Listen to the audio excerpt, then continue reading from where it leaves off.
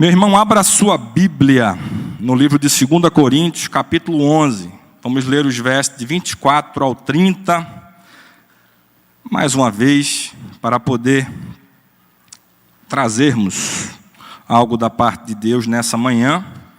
Essa lição, a última, a 13ª, que tem por tema perseguidos, mas não derrotados. Um tema muito sugestivo daquilo que eu e você, como servos de Deus, enfrentamos na nossa vida. Mas nós temos a certeza que servimos a um Deus que Ele é todo poderoso e um Deus que não perde. Então a minha vitória e a sua, ela é sempre cabal, ela é sempre real, ela é sempre verdadeira. As dificuldades no mundo da vida, elas sempre vão surgir. O próprio Jesus disse: no mundo tereis aflições, mas tende bom ânimo, eu venci o mundo. E um dia eu e você estaremos recebendo uma coroa da vida, que vai ser aquele momento final, quando a trombeta soar, estaremos nos encontrando com Jesus nas nuvens, para poder vivermos em um lugar onde não haverá mais dor, ranger de dentes, prantos. Lá sim vai ser só vitória. Aqui seremos até perseguidos, mas sempre confiantes e acreditando que a vitória vem sempre do Senhor. Amém? 2 Coríntios 11, 24 diz assim: dos judeus 5 vezes recebi 40 açoites, exceto um. 3 vezes eu fui açoitado com varas. 1 vez eu fui apedrejado. 3 vezes sofri naufrágio. 1 noite e 1 dia passei nas profundezas. Em viagens, muitas vezes em perigo de águas, em perigos de ladrões, em perigos dos da minha própria nação, em perigo dos pagões, em perigos na cidade e em perigos no deserto, em perigos no mar, em perigos entre os falsos irmãos. 27. Em exaustão e dor, em vigílias muitas vezes, em fome e sede, em jejum muitas vezes, no frio e na nudez. Além das coisas exteriores, o que vem sobre mim diariamente, o cuidado de todas as igrejas. Quem é fraco e eu não sou fraco? Quem está ofendido e eu não me inflamo? Último, 30. Se for necessário gloriar-me-ei nas coisas que dizem respeito à minha fraqueza. Sempre é de grande responsabilidade poder estar ministrando, ainda mais quando temos a responsabilidade de fazer um fechamento em tempos de tantas dificuldades, pandemia, coronavírus, né? Temos a vitória do nosso pastor Sal, mas também temos a tristeza de outros irmãos que faleceram fruto desse Covid ou de acidentes da vida, né, que aconteceram. Mas hoje temos a missão aqui de poder passar para vocês aqui um pouco do que foi a vida de Paulo, seu sofrimento, seus momentos de glória, sempre glorificando o nome de Jesus de Nazaré.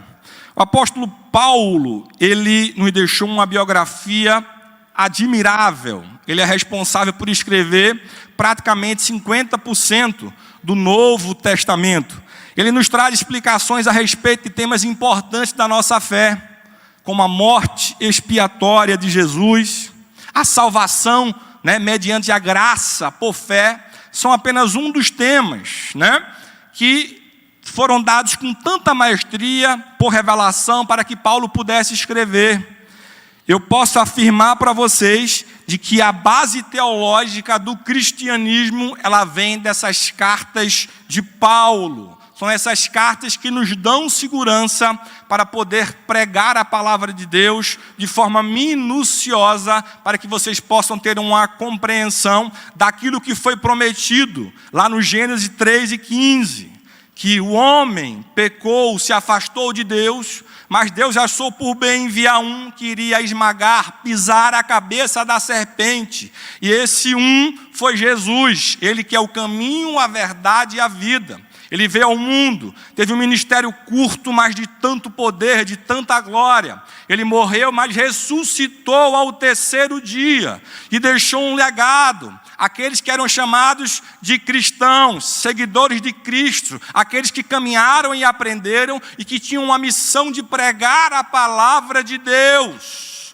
Paulo estava em paralelo, meio que nascendo ou ascendendo na sua vida. ele que é nascido em Tarso da Cilícia, uma cidade importante que naquela época era uma potência comercial, que tinha cerca de 300 mil habitantes. Dali nasceu Paulo, dali nasceu Saulo, que é a mesma coisa. Um é o nome hebraico, outro é o nome latino dele. Depois a Bíblia fala que ele mesmo se intitulou para poder caminhar a sua vida, já num segundo momento como Paulo, como nós falamos e pregamos tanto aqui a respeito dessa transformação dessa sua vida. Saulo, ele não teve uma educação simples, mas teve uma educação de excelência. Filho de judeus, ou seja, judeus de raiz, ele conhecia e guardava o Velho Testamento como ele guarda a sua própria vida e a sua própria alma. Ele foi ensinado aos pés do rabino Gamaliel, um grande conhecedor do Velho Testamento. Estudou numa escola fantástica a respeito desse tema. E nessa escola ele não poderia estar ali apenas porque ele tinha dinheiro, ou apenas porque ele tinha um QI elevado. Mas ele tinha que ter as duas coisas, QI elevado e bastante dinheiro, para que ele pudesse conhecer a respeito daquela lei, daquela palavra do Velho Testamento. E a Bíblia fala que ele, mesmo estando em meio aos melhores, ele se destacava. Ele ocupou ali um cargo de autoestima no Sinédrio.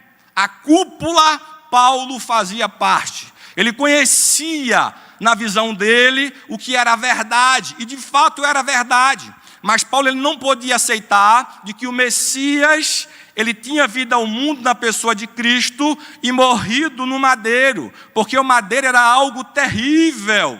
Era algo de vergonha, e ele não conseguia entender de que o Salvador do seu povo teria morrido na cruz do Calvário. A gente pode falar de que o Evangelho ele é loucura, e é mesmo. Deus pega aquilo que as pessoas não conseguem entender e enxergar para poder fazer a obra dele acontecer. Jesus estava ali pregando a sua palavra, ensinando os seus. Paulo estava sendo em paralelo preparado. E ele se tornou perseguidor desses cristãos, desse povo de Deus. Mas a Bíblia nos conta que em dado momento da sua vida, quando Paulo ele estava caminhando, no caminho para Damasco, ele teve um grande encontro. Ele teve um encontro com a luz. Oh, luz maravilhosa! A luz que representa Jesus Cristo, a luz para o mundo, teve um encontro com a vida do apóstolo Paulo, naquele momento ainda conhecido como Saulo. E a Bíblia nos conta que ele caiu de um cavalo, que ele ficou cego. Olha que coisa interessante, a luz que nos faz enxergar algo trouxe trevas para a vida de Paulo. Olha como Deus faz as coisas, sempre gerando em nossas mentes humanas, bitoladas, às vezes sem tanto conhecimento, né? Quem somos nós para poder discutirmos a forma como Deus faz, como Jesus faz as suas coisas? E uma luz que deveria iluminar a sua vida, os seus passos, ela traz cegueira para a vida de Paulo. Paulo, ele precisava ter um encontro verdadeiro com Jesus para aquilo que ele iria enfrentar logo mais na sua vida. Me acompanhe na leitura. Atos 9, do 4 ao 5, diz assim: E caindo em terra ouvi uma voz que lhe dizia: Saulo, Saulo, por que guardem essa palavra, persegues? E ele disse: Quem és, Senhor? E disse o Senhor: Eu sou Jesus, a quem tu persegues. Duro é para ti recalcitrar contra os aguilhões. A luz trouxe cegueira a Paulo, mas ele não sabia que dessa cegueira ele iria ter, de fato, na sua vida, a luz verdadeira. Paulo, ele conhecia com maestria o Deus do seu povo. Mas a partir desse momento, Paulo, ele conheceu a voz e teve um encontro de forma pessoal com Jesus Cristo de Nazaré. Uma coisa é você ter um encontro porque você ouviu falar. Uma coisa é você ter um encontro porque alguém te ensinou. Outra coisa é você ter um encontro com o próprio Jesus Cristo de Nazaré.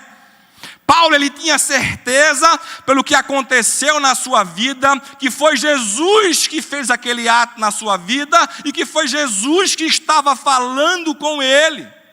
E a Bíblia nos conta que ele ficou ali por 3 dias, em uma cegueira, sem meio que saber o que estava acontecendo diante de todas as coisas. E uma coisa que me chama a atenção é porque quando Jesus chega a ele, ele fala: por que me persegues? Saulo ele não tinha como perseguir ao Cristo que estava no céu, mas ele perseguia aqueles que levavam o nome de Cristo sobre a sua vida. E eu consigo entender que quando alguém quer afrontar a minha vida, a sua vida, o seu filho, o seu pai, a sua mãe, o seu marido, ele está afrontando e pelejando contra o próprio Jesus de Nazaré. É por isso que quando alguém toca no ungido do Senhor, e todos nós somos ungidos do Senhor, Ele é que vai pelejar pela minha vida e pela sua vida em nome de Jesus. Saulo estava ali cego, ou Paulo, como eu já falei aqui, mas Deus prepara ali um homem, Ananias, para que pudesse ter um encontro com ele, para poder lhe dar a visão novamente. Ele é batizado e a partir daquele momento ele se torna um novo homem. E a partir desse novo homem é que a lição 13 hoje quer trazer alguns ensinamentos para a sua vida. Paulo ele tem algumas características que são marcantes. Ele traz em Filipenses, no capítulo 2, uma maior demonstração para mim do que se refere à humildade na pessoa do próprio Cristo. Vamos ler esse texto logo mais aqui para vocês. Ele também, no livro de na carta aos Filipenses, no capítulo 4, ele fala: posso todas as coisas naquele que me fortalece. Ele tinha certeza que se a fortaleza dele estivesse na pessoa de Jesus Cristo, ele poderia todas as coisas e a vitória seria algo cabal na sua vida. Um homem que passou de perseguidor para ser perseguido. Olha que coisa engraçada. Aquele que perseguia o cristão com maestria, agora ele pregava a mensagem da cruz do Calvário. E nós possamos estar aqui hoje, primeiramente porque Jesus quis, claro, mas Paulo também tem grande contribuição, porque ele foi conhecido como pregador do evangelho dos gentios. Nós somos gentios. E ele que teve um trabalho aí evangelístico fantástico e muito grande, e que pôde chegar esse evangelho até o Brasil. Hoje, podemos agradecer a tudo que foi ensinado por esse homem de Deus. Muita gente pode imaginar que, pelo fato dele ter tido um grande ministério, que esse ministério foi um ministério que não teve dor, que não teve ranger de dentes, que não houve perseguição, porque Jesus estava com ele. Mas quem te disse que pelo fato de Jesus estar comigo e com a sua vida, quer dizer que a gente não vai ter dificuldades ou aflições? Pelo contrário. Aquele que teve um encontro com Deus, e muitas vezes ele sabe que perseguições na sua vida, perdas e mudanças, elas se tornam muitas vezes maiores pelo fato do encontro que você teve com Jesus. É assim ou não é? Quando você está no mundo, o diabo está pouco se importando com você. Você não representa para ele uma ameaça, ou a sua vida já está perdida. Mas quando você tem um encontro com a verdade, com a luz, aí sim ele começa a pelejar e buscar querer lhe dar uma rasteira, derrubar a sua vida. Aí ele faz coisas simples, tipo, não vá para a igreja, fique em casa, porque ele sabe da sua necessidade de comunhão. Aí hoje a gente vive numa modinha, que são os pregadores do YouTube. São pastores que se auto-intitulam pastores, que certamente não estariam pregando nesse altar, ou no altar de outra igreja, porque não tem oportunidade, e começam a pregar heresias. Falseiam o evangelho para querer justificar seus erros ou aquilo que eles não concordam. E tem muita gente hoje em casa que não vem para a igreja para poder ficar escutando esses pastores ou supostos pastores modinhas. Paulo ele combatia essas coisas. Paulo sofreu com esses falsos profetas ou falsos ensinadores também, no que se refere à sua vida ministerial. Então tenha muito cuidado, porque o diabo ele anda em derredor da sua vida para poder querer lhe derrubar. E são simples coisas, detalhes pequenos que vão fazer você ser tentado para cair, e depois, pelo fato da vergonha do pecado, você vai querer se afastar ainda mais. Mas eu declaro hoje que, em nome de Jesus, essa igreja será uma igreja alicerçada, forte na palavra, que já é e vai ser ainda maior. Que nós criaremos laços verdadeiros como irmãos, para cuidarmos uns dos outros, para que, se mesmo assim eu e você venhamos a cair, um vai estender a mão ao outro para que possa se levantar, para que nós possamos prosseguir na fé e um dia recebermos a coroa da vida juntos, em nome de Jesus. Primeiro ponto aqui, um chamado em meio às perseguições. Eu chamei aqui de dores na caminhada com Jesus. O interessante é que toda dor, ela nos traz memórias. Quando nós pegamos uma criança, ela não tem muito conhecimento do que é certo ou errado. Mas quando ela leva algumas palmadas, a sua mente vai conseguir fazer ela atinar de que aquilo é errado, que o que ela fez é errado. Eu e você também funcionamos dessa forma. Essas perseguições e essas dores, elas vão nos estar preparando para poder galgarmos degraus maiores em nossa vida. Seja uma vida eclesiástica, seja uma vida ministerial, seja o seu dia a dia dentro da sua casa, lhe preparando para algo mais. Então as perseguições são importantes para a minha vida e para a sua vida, associando aqui as dores, para que eu e você possamos estar sempre prontos e preparados, ou aprendendo com as dores de alguém, para que eu e você não venhamos a sofrer, ou com as nossas próprias dores. Olha só. O apóstolo Paulo é um exemplo de obreiro que cumpre sua missão, mesmo num contexto de perseguição e desprezo. A vida de Paulo nos ensina que ser cristão não é brincadeira. Paulo sofreu bastante dores, mas nunca desistiu da sua missão. Ele fala em Gálatas, no capítulo 6, 17, o seguinte: desde agora ninguém me inquiete, porque trago no meu corpo, olha as lembranças da dor, as marcas do Senhor Jesus. Eu sei que Paulo também tinha marcas no seu corpo de chicotadas que ele levava. Ele chegou a ser apedrejado. Mas cada dor que ele levou, serviu como um degrau para que ele pudesse continuar e crescer no seu ministério. Eu posso afirmar para vocês que essas perseguições e lutas fizeram essa explosão do ministério de Paulo. O que nós temos hoje para a igreja é porque, naquele tempo, quanto mais se batia naquele cristão, nas pessoas que pregavam a palavra de Cristo, quanto mais se batia, mais se crescia. Tem um pastor que falou: quer fazer a obra crescer? Coloca os pastores na prisão, porque o povo vai verificar que aqueles pastores, mesmo presos, não estão reclamando, mas continuam agradando a Deus, a glorificar a Deus. E isso é algo que não se entende. E pelo fato das pessoas entenderem que ser preso por pregar a mensagem da cruz é algo positivo para a sua vida, o evangelho ele será mais difundido e haverá crescimento cada vez mais. Eu não gosto dessa frase, dessa ideia, né? Eu não quero ser preso, mas se um dia eu chegar a ser preso por pegar a palavra de Deus, glória a Deus por isso, porque eu estou num caminho certo. Essas perseguições, essas dores me farão crescer ainda mais para cumprir a minha e a sua missão. Qual é a nossa missão? De pregarmos o evangelho de Cristo Jesus, para que vidas possam ser salvas nele.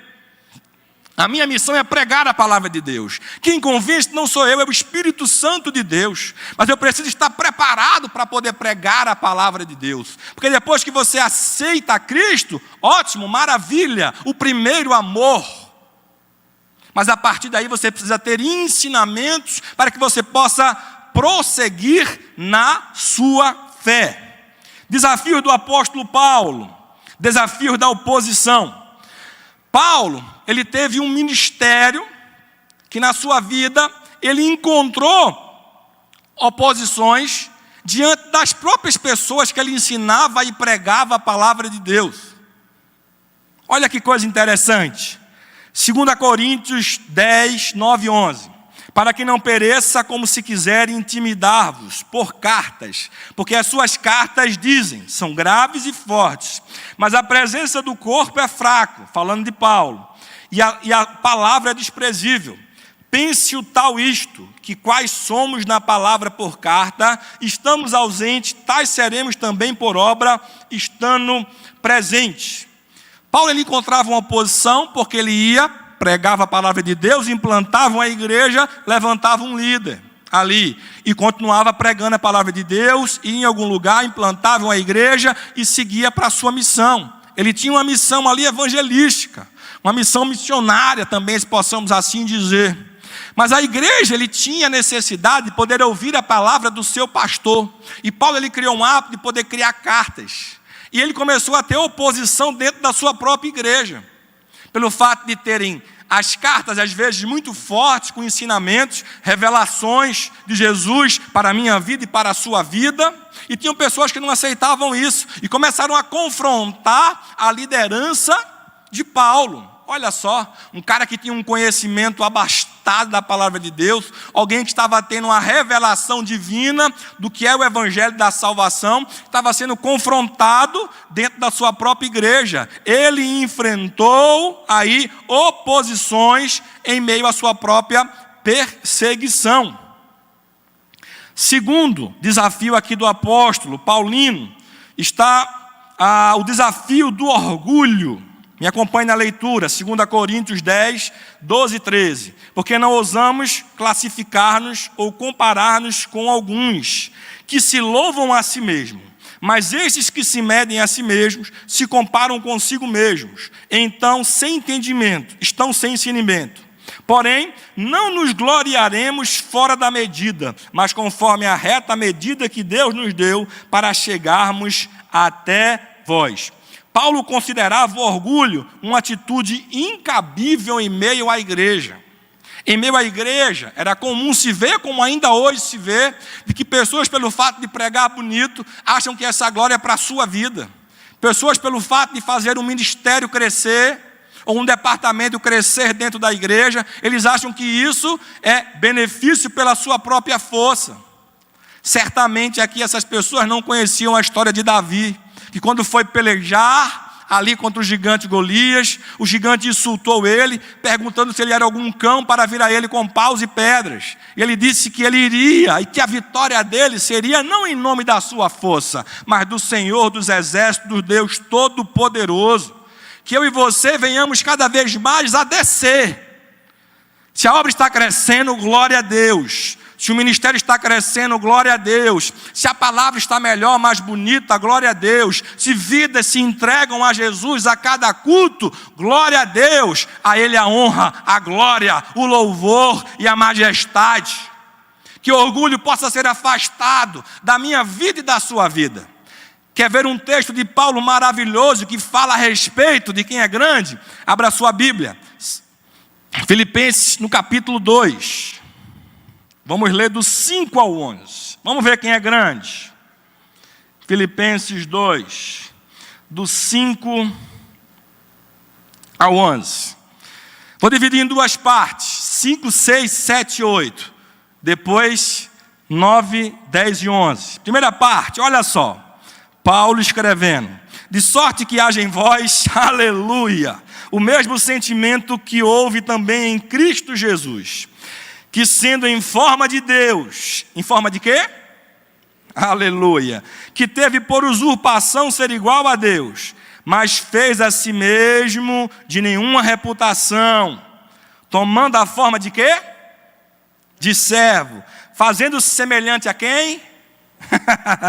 E achando na forma de homem, humilhou-se a si mesmo, sendo obediente até a morte, e morte de cruz. Lembra que eu falei que essa morte era uma morte de vergonha?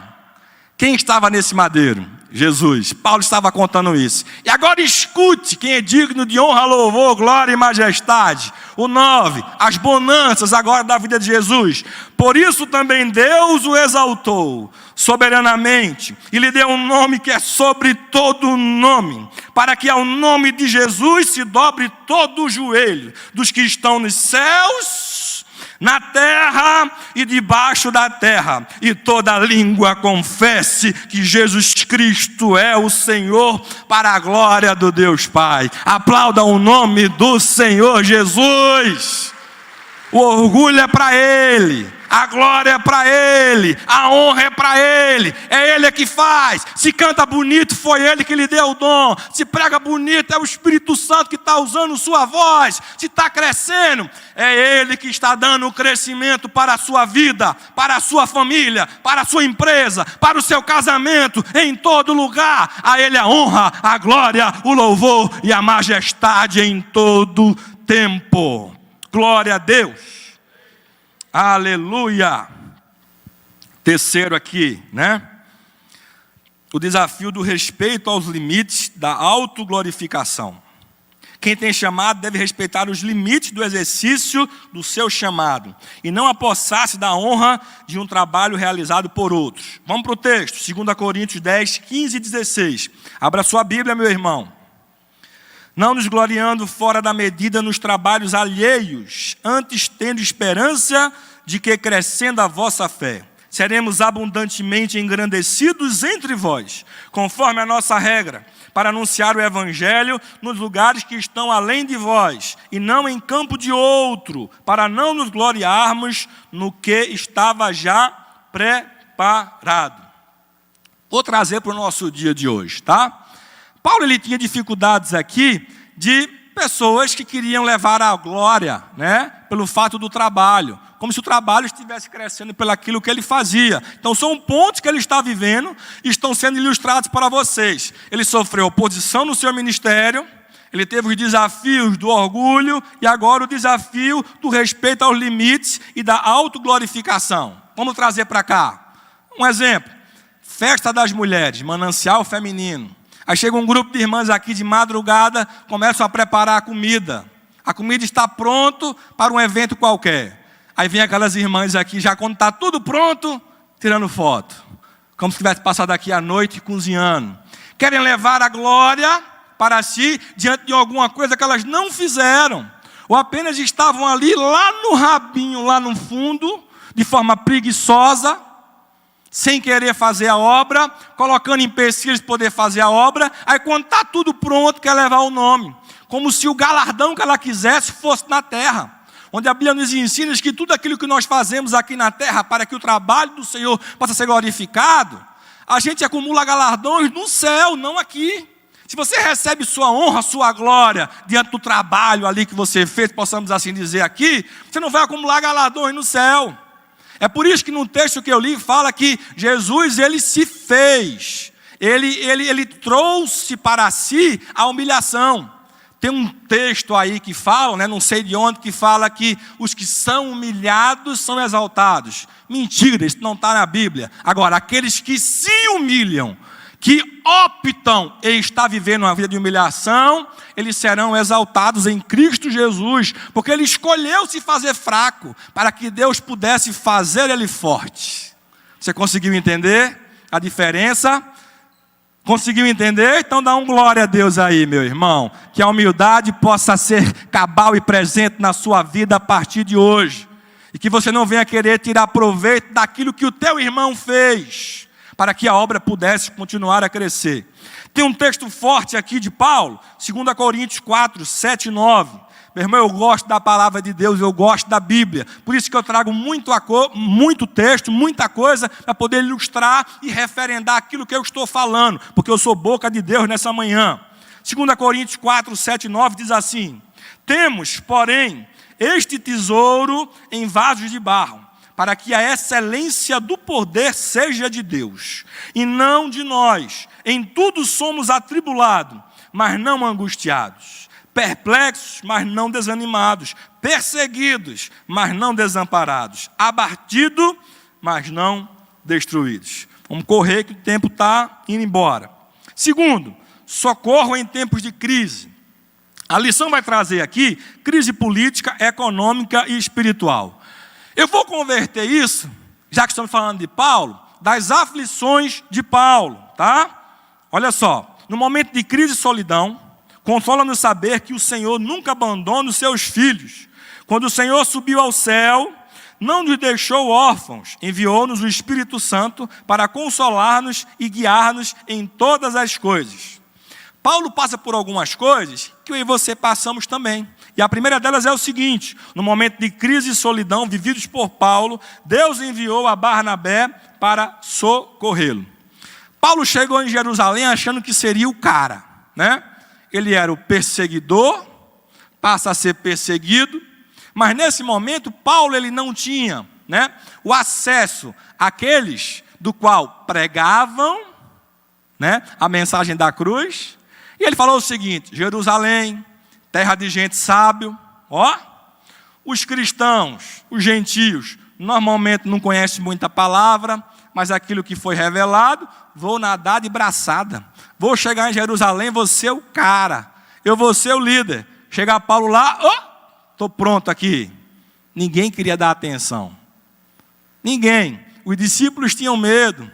Aí Deus, nesse momento de crise e solidão, olha só, me acompanhe, Atos 9, 26 e 28, a 28. E quando Saulo chegou a Jerusalém, procurava juntar-se aos discípulos, mas todos o temiam, não crendo que fosse discípulo. Então Barnabé, Deus enviou o socorro, tomando consigo, o trouxe aos apóstolos, e lhes contou como no caminho ele vira o Senhor e lhe falara, e como em Damasco falara ousadamente no nome de Jesus.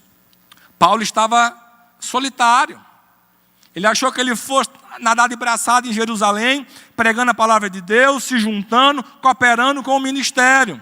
Mas quando chegou lá, ninguém queria acreditar ou seguir a ele, as suas palavras. Imagine a angústia. Um homem que tinha prestígio, que mandava e desmandava, que tinha autorização, carta para poder fazer o que quisesse, da alta cúpula. Agora, nem aqueles que deveriam ser chamados, ou que eram os seus irmãos, davam atenção ou queria ele por perto. Deus, no momento de socorro, solidão da minha vida, da sua vida, quando a gente se sente muito só, Deus manda para mim e para você socorros. Pessoas que Deus usa para poder nos ajudar, para que eu e você possamos continuar caminhando na fé em Cristo Jesus.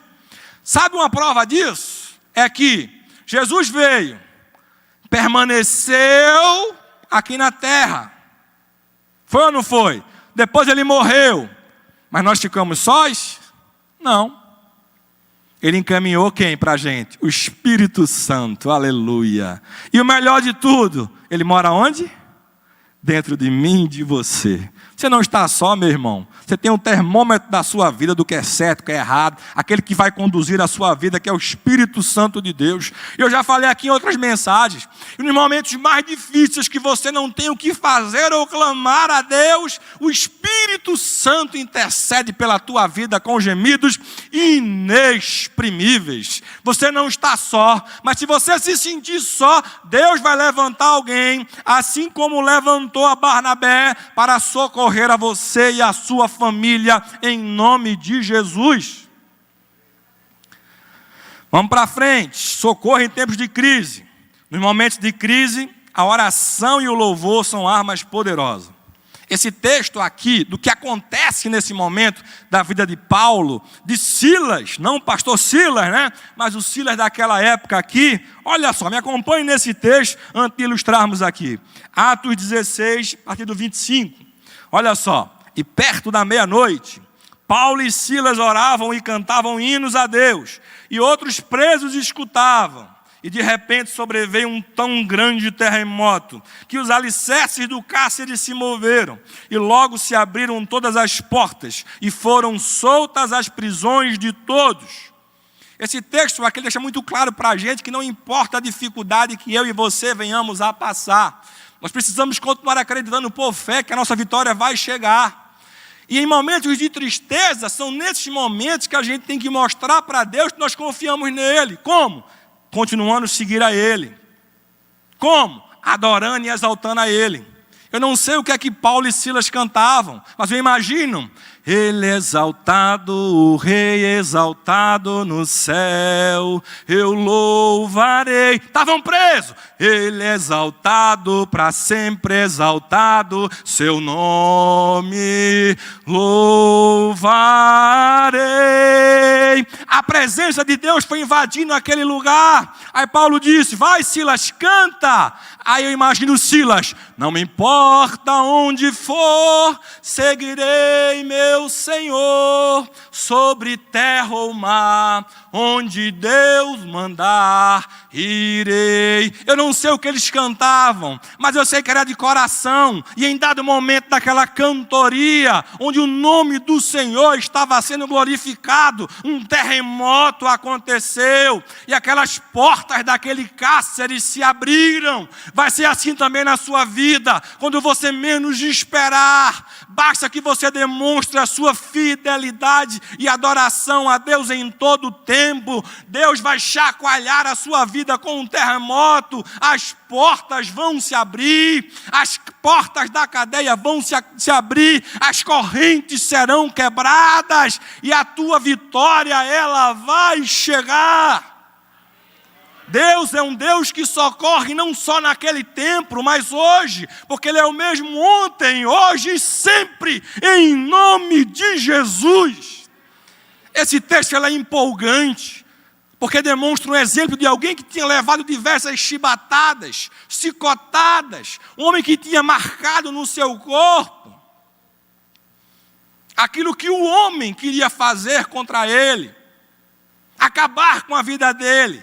E eles mesmo presos lá no fundo, eles continuam a glorificar e adorar a esse Deus. Que tipo de provação você tem passado na sua vida, que tudo você reclama? Pequenas coisas lhe fazem desistir do Evangelho. Às vezes desistir de um filho que está nas drogas, como se as drogas fossem capazes de acabar com a vida dele. Humanamente é. Mas você precisa entender e pegar as promessas de Deus que existem na palavra dele, para que você possa lutar e pelejar com as armas que Deus lhe deu, para que você possa adquirir a sua vitória. Atos 16, 31, se não me engano: crê no Senhor Jesus e serás salvos, tu e a tua casa. Não desista dos teus sonhos, não desista do teu casamento, da tua família, do teu filho. Adore a Ele em tempos difíceis, porque algo de sobrenatural vai acontecer e você vai, em nome de Jesus, voltar a sorrir. Aleluia! Nos momentos de crise, nossa força vem do Senhor. 2 Coríntios 11, 24 até o 27.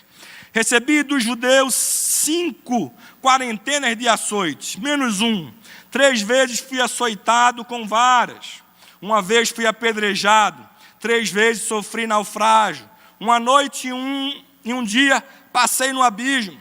Em viagem, muitas vezes, em perigo de rios, em perigo de salteadores, em perigo dos da minha nação, em perigo dos gentios, em perigo na cidade, em perigo no deserto, em perigo no mar, em perigo entre os falsos irmãos, em trabalhos e fadiga, em vigílias muitas vezes, em fome e sede, em jejum muitas vezes, em frio e nudez.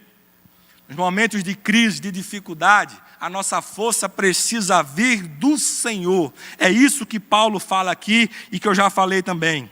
Eu trouxe aqui uma frase forte que diz assim: se louvarmos a Deus em meio às nossas crises, assim como fez Paulo, deixaremos de ser pessoas tristes e amarguradas. Nós começamos a entender que o sentido da vida não está em nós. Deus, Ele tem sempre o melhor para as nossas vidas. Mas aquelas dificuldades que vão surgir em nosso meio, em nosso dia a dia, eles são para nos fazer crescer. Como eu falei, as dores, elas são nossos aliados. Já pensou se você pegasse sua mão, o seu dedinho, e colocasse no fogo quente? Se você não sentisse dor para puxar o seu dedo, você poderia perder o seu dedo com uma queimadura que iria consumir tudo. É ou não é? Então a dor, ela é um aliado que nós temos no nosso corpo para nos afastar do perigo. Está conseguindo entender? Dê um amém, meu irmão. Se não, fala, não entendi, que eu explico de uma outra forma. Os medos, as dores, quando você está com Jesus de Nazaré, eles são aliados para o teu crescimento e para a tua sobrevivência. É por isso que mesmo em meio às dificuldades, Paulo e Silas cantavam na prisão. E outra coisa, viu? Não estava soltinho assim não. Era perna, braço, tudo acorrentado, tudo preso. E sabe o que eu vejo de mais interessante aqui? A maioria das cartas de Paulo foram escritas, ele estava onde? Solto ou preso? Se não fossem as prisões de Paulo, eu não poderia estar aqui contando para você e falando a respeito das suas cartas. Nos momentos de mais dificuldade, serviram para que hoje o nome de Jesus fosse glorificado. Até nos momentos da tua dificuldade, o nome de Deus vai ser glorificado também. E é para isso que nós estamos aqui, para que o nome dele seja glorificado em todo o tempo. Aleluia! Vamos correr aqui. Terceiro, estamos já encerrando. A provisão de Deus em tempos difíceis. Diz assim a lição: devemos ser dependentes do Senhor em tudo o que fazemos. Paulo foi atormentado e preso, juntamente com Silas, por expulsar de uma jovem um espírito de adivinhação, que dava grande lucro aos seus senhores. Contudo, em meio à crise, Paulo não perdeu o ânimo, o agente ativador do ser, e juntamente com Silas, não abriu mão de louvar ao Senhor. Exemplos, vamos lá. Provisão de Deus em tempos difíceis. Eu coloquei aqui a vida de Elias. Elias foi alimentado com pães e carnes por corvos. A gente também tem o sustento de Israel no deserto. Gente, cerca de 3 milhões de pessoas peregrinaram durante 40 anos num deserto que não dava nada. Nada, água, nada, não tinha nada. Imagine uma multidão de gente. Quantas toneladas todo dia era necessário para poder trazer as refeições ao povo de Deus. Deus, Ele em tempos difíceis, é nesses momentos que Ele nos surpreende ainda mais quando nós confiamos neles. É nesse momento que Ele faz aquele impossível. Tem pessoas que dizem assim, ó: Deus, eu quero conhecer o teu impossível, eu quero desfrutar do seu sobrenatural. Mas esquece ele que as coisas fáceis são possíveis de eu e você fazer. Vou dar um exemplo. Meu problema é dinheiro. Eu posso ir no banco, falo com o gerente, ele me ajuda, resolveu o meu problema, não é? Eu não consigo ter acesso ao banco, mas Deus pode direcionar para que eu possa tocar em nome de algum irmão, que eu sei que é abastado, me ajuda, eu tenho intimidade com ele. Mas se pegar dinheiro do irmão, paga, tá, meu irmão? Senão, não pede, tá certo? Vai lá e paga. Tem coisas que para mim é impossível, mas para o irmão do lado pode não ser impossível, ele vai te ajudar. Deus não vai se interferir nisso. Mas para que possa agir o impossível de Deus, tem que ser alguma coisa realmente impossível. E para poder chegarmos no nível do impossível, vai doer. Então, se você quer ter intimidade com Deus e desfrutar do impossível dele, pode se preparar que vai ficar, infelizmente ou felizmente, ainda pior. Todos os exemplos de impossível de Deus aqui vêm de situações muito difíceis para a vida daqueles que servem e temem a Deus. Falei de Elias, falei aqui do povo. Era cativo no Egito, vai para o deserto, chega no deserto, ausência de água, de comida, aí Deus começa com o seu sobrenatural. E começa a acontecer, vem do alto, vem o maná do céu, está de noite, está o quê? Está escuro, está frio? Vamos mandar ali, ó, uma nuvem ali de fogo para poder cuidar desse povo. Deus cuida de nós em cada um dos detalhes, meu irmão. Basta que a gente exerça a fé, ou autoridade mediante a fé, para desfrutar desses impossíveis de Deus. O próprio Paulo e Silas, quem imaginaria que um terremoto iria abrir ali, né, as grades para que eles pudessem ser libertos? E sabe qual é o principal milagre nesse texto que a Bíblia conta? Preste atenção. Paulo e Silas tiveram a oportunidade de glorificar a Deus em todo o tempo. Veio um terremoto. A Bíblia cita que alguém correu ou fugiu? Não, todos permaneceram. E Deus tinha um propósito, que houvesse salvação na vida de alguém. O carcereiro entregou sua vida a Jesus Cristo de Nazaré, por quê?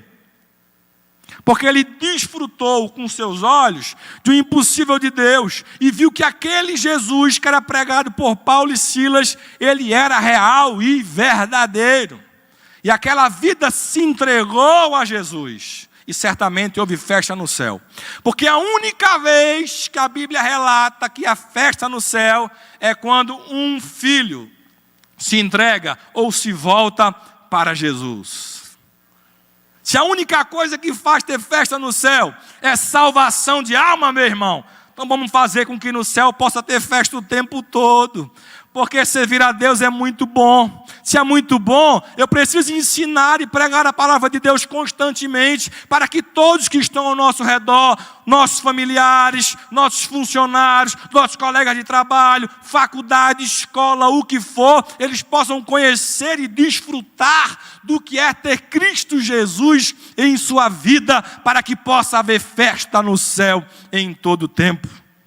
É nossa missão pregarmos a palavra de Deus. Devemos confiar no Senhor. Mateus 6,34. Não vos inquieteis, pois, pelo dia de amanhã, porque o dia de amanhã cuidará de si mesmo. Basta cada dia o seu mal. João 16,33. Tenho-vos dito isso, para que em mim tenhais paz. No mundo tereis aflições, mas tende bom ânimo, eu venci o mundo. 3,2. Nada pode nos separar do amor de Cristo. A provisão de Deus em tempos difíceis, que é esse ponto 3, ele traz como subponto que, independentemente da situação que você venha viver ou passar, nada pode nos separar do amor de Cristo. Vamos para a Bíblia, Romanos 8,35, Paulo escrevendo: quem nos separará do amor de Cristo? A tribulação, ou a angústia, ou a perseguição, ou a fome, ou a nudez, ou o perigo, ou a espada? Ele fala, nada pode nos separar desse amor. 2 Coríntios 5,14. Porque o amor de Cristo nos constrange, julgando nós assim, que se um morreu por todos, logo todos morreram.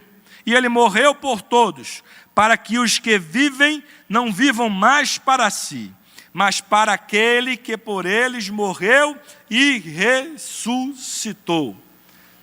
Jesus, ele escolheu fazer um ato maravilhoso pela minha vida e pela sua vida. Ele nunca errou conosco. Ele preparou um paraíso, um lugar perfeito para que o homem pudesse viver. Mas o homem, tentado pela serpente Satanás, cometeu o primeiro pecado da humanidade. Vocês conhecem a história. Mas Jesus, ele não, Mas Deus, ele não esqueceu da gente. Ele criou um plano chamado plano da redenção, para que ele pudesse nos reconciliar, para termos novo acesso com ele. Aleluia. A Bíblia nos conta que quando Jesus morreu, entregou sua vida, o véu do templo se rasgou de alto a baixo. Sabe o que isso significa? Que a partir daquele momento, do derramamento de sangue, da morte de cruz, nós voltamos a ter acesso direto ao Deus Todo-Poderoso. Assim como Adão conversava diariamente com Deus no paraíso, agora eu e você podemos conversar com Ele diariamente. Aleluia! Tudo isso por uma escolha de Jesus Cristo, que veio até esse mundo, como eu já falei, para morrer. Se Ele morreu, todos nós morremos. Mas se Ele ressuscitou, um dia todos nós ressuscitaremos. Aleluia! Aplauda o nome do Senhor Jesus. É esse evangelho que Paulo pregava de forma incansável. Poderiam apredejá-lo, chicoteá-lo, colocá-lo preso, mas quanto mais batia, mais ele crescia. Quanto mais batia, mais ele crescia, para que o nome de Deus fosse glorificado em todo o tempo. Aleluia! Para terminar, não deixe o medo destruir seus sonhos. Vamos para a Bíblia. Atos 21:13. Mas Paulo respondeu: que fazeis vós, chorando e magoando-me o coração? Porque eu estou pronto não só a ser ligado, mas ainda a morrer em Jerusalém pelo nome do Senhor Jesus. Salmo 23:4. Ainda que eu andasse pelo vale da sombra da morte, aleluia, não temerei mal algum, porque tu estás comigo, a tua vara e o teu cajado me consolam. Salmos 27:1. O Senhor é a minha luz e a minha salvação, a quem temerei? O Senhor é a força da minha vida, de quem me recearei? 2 Timóteo 4:7. E aqui eu encerro essa mensagem. Diz Paulo: combati o bom combate, acabei a carreira e guardei a fé. Aleluia. Você pode glorificar o nome de Deus? Você pode glorificar o nome de Deus? Se for para Ele, aplauda mais forte. Aplauda mais forte, porque Ele está aqui. Ele está aqui. Eu sinto a presença dEle neste lugar. Que essa mensagem possa encorajar a mim e a você para pregarmos a palavra de Deus, independentemente da circunstância e situação. Deus abençoe a todos.